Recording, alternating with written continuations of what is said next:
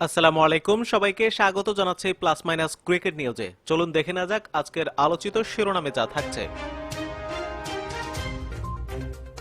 সময় বেশি নেই হেড কোচ ডোমিঙ্গোর, যে কোনো সময় হতে পারে বরখাস্ত। শ্রীলঙ্কা সফরে টাইগারদের দায়িত্বে খালেদ মাহমুদ সুজন। ডোমিঙ্গো নয়, হাতুরু সিংহের মতো কড়া হেডমাস্টার দরকার বলেছেন আশরাফুল। সাকিব ফিরলে আমরা দেখব সে কি চায় বলেছে হাবিবুল বাশার সুমন। ক্রিকেটারদের সুইচ অফ অন করাতে হবে, তাহলে সব ঠিক হয়ে যাবে বলেছেন খালেদ মাহমুদ সুজন। বিস্তারিত জানতে ভিডিওটিতে লাইক দিয়ে চ্যানেলটি সাবস্ক্রাইব করে না টেনে শেষ পর্যন্ত দেখুন। বাংলাদেশ দলের দায়িত্ব নেওয়ার পর তার শুরুই হয়েছিল বাংলাদেশের মাটিতে আফগানিস্তানের কাছে ২২৪ রানের লজ্জাকর হার দিয়ে। অবশ্য একই রকম বিব্রতকর শুরু ছিল চন্দ্রিকা হাতুরু সিংহের জায়গায় কোচ হয়ে আসা স্টিভ রোডসেরও। ২০১৮ জুলাইয়ে ওয়েস্ট ইন্ডিজের বিপক্ষে এন্টিগা টেস্টে প্রথম ইনিংসে মাত্র ৪৩ রানে গুটিয়ে যাওয়া দল অবশ্য ওই ইংলিশ কোচের অধীনে পরে ছন্দেও ফিরেছিল। কিন্তু ১.৫ বছর পার করে দেওয়ার পরও রাসেল ডোমিঙ্গো যেন পথ দেখাতে না পারা নাবিকই। এই দক্ষিণ আফ্রিকানের কোচিংয়ে উন্নতির সুস্পষ্ট কোনো চিহ্ন ফুটে উঠছে না বাংলাদেশ দলের পারফরমেন্সে। দেশে এবং দেশের বাইরে লাগাতার ব্যর্থতায় ডোমিঙ্গোকে নিয়ে প্রশ্ন উঠে যেতে বাধ্য। তবে নীতি নির্ধারকদের ধৈর্যের বাঁধ এখনো না ভাঙলেও ভাঙতে কতক্ষণ? শিগগিরই সেরকম কিছুর সম্ভাবনার ইঙ্গিত আছে বাংলাদেশ ক্রিকেট বোর্ড বিসিবি এক পরিচালকের কথায়ও। এভাবেই যদি চলতে থাকে তাহলে, অর্থাৎ যেভাবে চলছে সেভাবেই চলতে থাকলে ডোমিঙ্গোর ভাগ্য নির্ধারণে উদ্যোগী হবে দেশের সর্বোচ্চ ক্রিকেট প্রশাসন।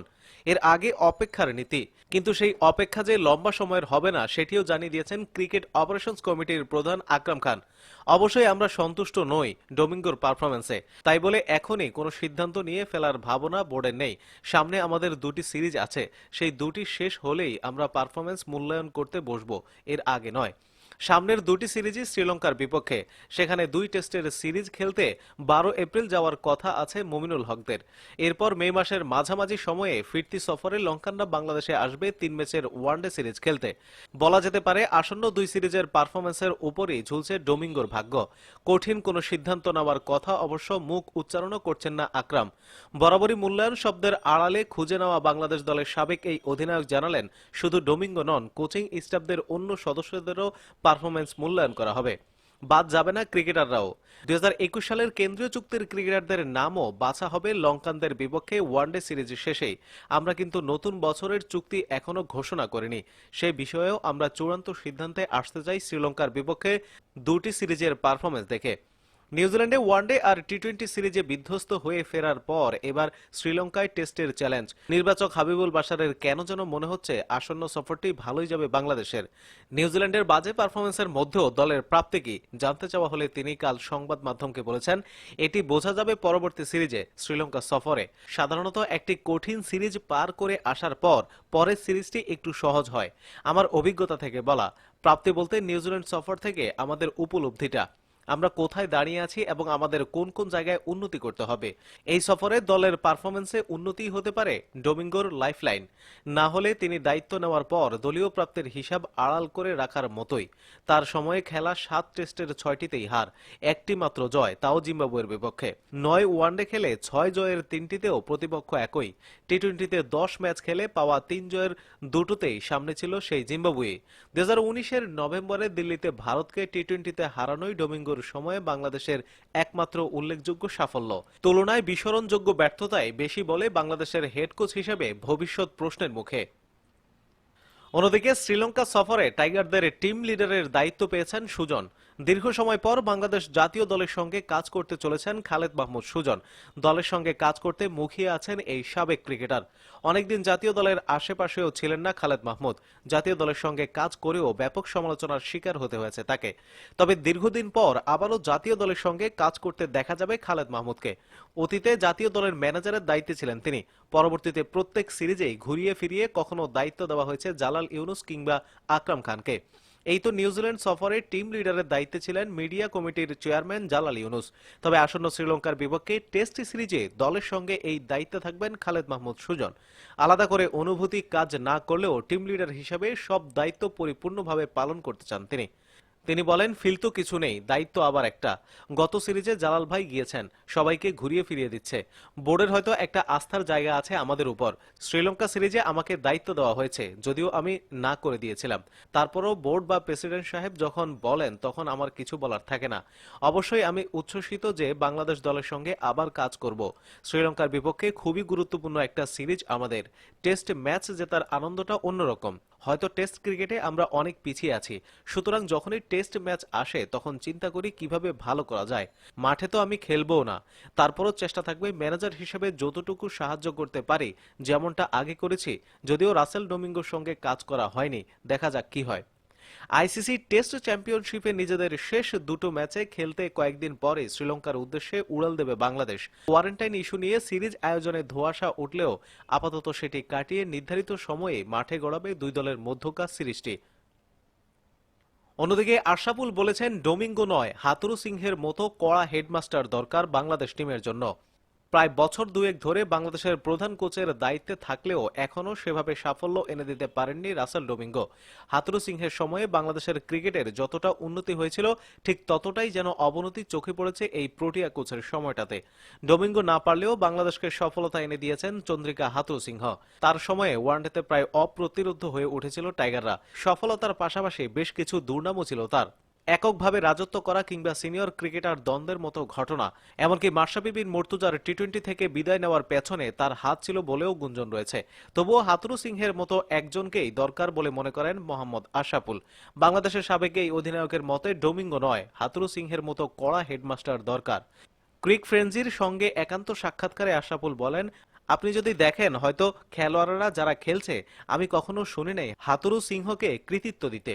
আমি ব্যক্তিগতভাবে বাইরে থেকে মনে হয়েছে যে পুরো কৃতিত্বটা হাতুরু সিংহই পাবে, কারণ ও যেভাবে পরিকল্পনা করেছে, ডোমিনেট করেছে একজন খেলোয়াড়ের সঙ্গে। ওই সময় কিন্তু তামিম, সাকিব, মুশফিক, মাহমুদুল্লাহ ওদের থেকে সেরা পারফরমেন্সটা আমরা পেয়েছি। তরুণরাও পারফরমেন্স করেছে। তিনি আরো বলেন, ওই সময়টা যদি দেখেন, বাংলাদেশের সবচেয়ে সেরা সময় এবং প্রত্যেকটা খেলোয়াড়ের স্ট্রাইক রেট, গড় সবকিছু কিন্তু ওর অধীনে হয়েছে। কিন্তু কোনো ক্রিকেটারকে দেখিনি হাতুরু সিংহকে কৃতিত্ব দিতে। সে যেটা চেয়েছে সেটাই করেছে। এই কারণে আমাদের দেশে আমি ব্যক্তিগতভাবে মনে করি এভাবেই চালাতে হবে। এখন দেশ যেভাবে চলছে, ক্রিকেটটাও এভাবেই চালাইতে হবে। একজনই শাসন করবে, ওভাবেই চলবে। 14 জন যদি বলে 14টা কথা, ওইভাবে ফলাফল পাওয়া যাবে না। এদিকে নিউজিল্যান্ড সফর শেষ করে হাবিবুল বাশার সুমন বলেছেন, সাকিব ফিরলে আমরা দেখব সে কি চায়। ইংল্যান্ড বিশ্বকাপে নতুন রূপে দেখা গিয়েছিল সাকিব আল হাসানকে। মিডল অর্ডার থেকে নিজেকে পরিণত করেছিলেন টপ অর্ডার ব্যাটসম্যানে। সেখানে বেশ সফলও হয়েছিলেন তিনি। 3 নম্বরে ব্যাট করে সেই আসরে 606 রান করে সবাইকে চমকে দিয়েছিলেন সাকিব। ব্যাটিং অর্ডারে সাকিবকে এই স্থানেই খেলানোর পরামর্শ দিয়েছেন কেউ কেউ। যদিও বিশ্বকাপ শেষে বদলেছে বাংলাদেশের কোচ, বদলেছে অধিনায়কও। নতুনত্বের মিছিলে নতুনভাবে পরীক্ষা চলছে 3 নম্বর পজিশন নিয়েও। সর্বশেষ ঘরের মাঠে ওয়েস্ট ইন্ডিজ সিরিজে নাজমুল হাসান শান্তকে বাজিয়ে দেখেছে টিম ম্যানেজমেন্ট। এরপর সাকিবের অনুপস্থিতিতে নিউজিল্যান্ড সিরিজে সুযোগ দেওয়া হয়েছে সৌম্য সরকারকে। দুজনই ব্যর্থ হয়েছেন নিজেদের প্রমাণে। তাই 3 নম্বরের দায়িত্ব সেই সাকিবের কাঁধেই পুনরায় উঠবে কিনা তা নিয়ে শুরু হয়েছে আলোচনা। ইতিমধ্যে ওয়ানডে অধিনায়ক তামিম ইকবাল এ ব্যাপারে ইতিবাচক ইঙ্গিত দিয়েছেন।